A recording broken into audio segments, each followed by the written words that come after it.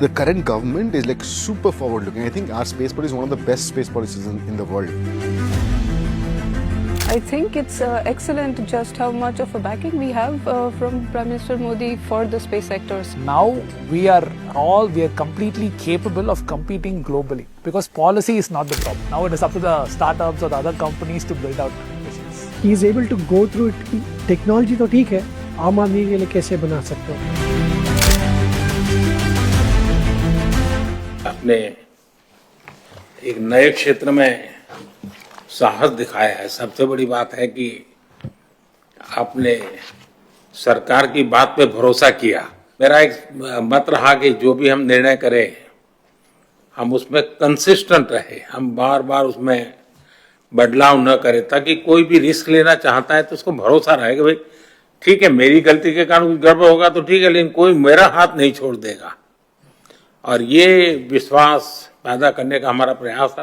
India's first space tech unicorn जुलाई 18 को हम भारत का पहला प्राइवेट रॉकेट सक्सेसफुली सैटेलाइट्स को इजेक्ट करके लॉन्च किया था। And this is just the beginning.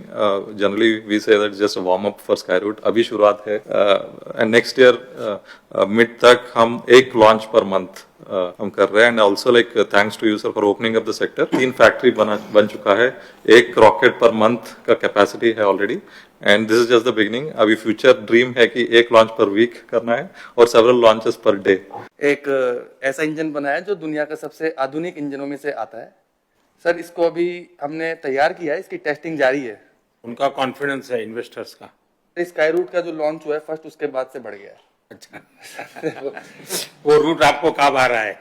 वो बहुत काम आ रहा है। दुनिया भारत के स्टार्टअप को खोजती होगी भाई कौन है इसमें, क्योंकि एक जब ब्रेक थ्रू होता है तो तुरंत लोगों का ध्यान जाता है। I think space industry open होने के बाद हमने एक बहुत अच्छी सी ट्रेंड देखी है। हमारे जितने सिटीजन यूएस और यूरोप में हैं, वे वापस आके हमारे साथ काम करना चाह रहे हैं। बहुत लोगों को हमें जोड़ना है।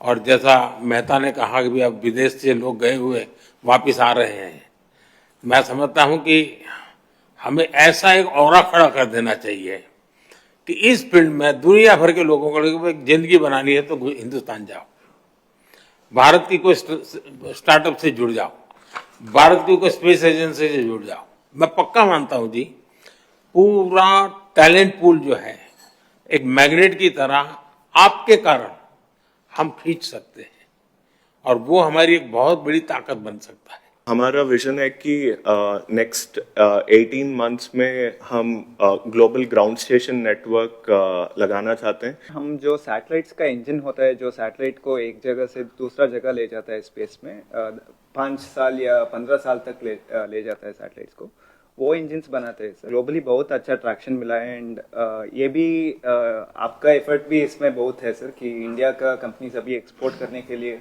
गवर्नमेंट का सपोर्ट है। कॉस्ट में हम बहुत कॉम्पिटिटिव है, टैलेंट में तो कोई प्रश्न ही नहीं उठता है, और रिस्क टेकिंग कैपेसिटी हमारे देश के लोगों की वैसे भी ज्यादा होती है, और उसके कारण हम बहुत तेजी से अपनी जगह बना सकते हैं। This robotic spacecraft will go to space, physically capture the dead satellite and remove it from the orbit. We are the first Indian company working on the docking and refueling technologies with the vision of establishing a fuel station in space. मेरा नाम अंतरिक्ष है, my co-founder Monika is also here. Sir हम India का first space pharma startup हैं।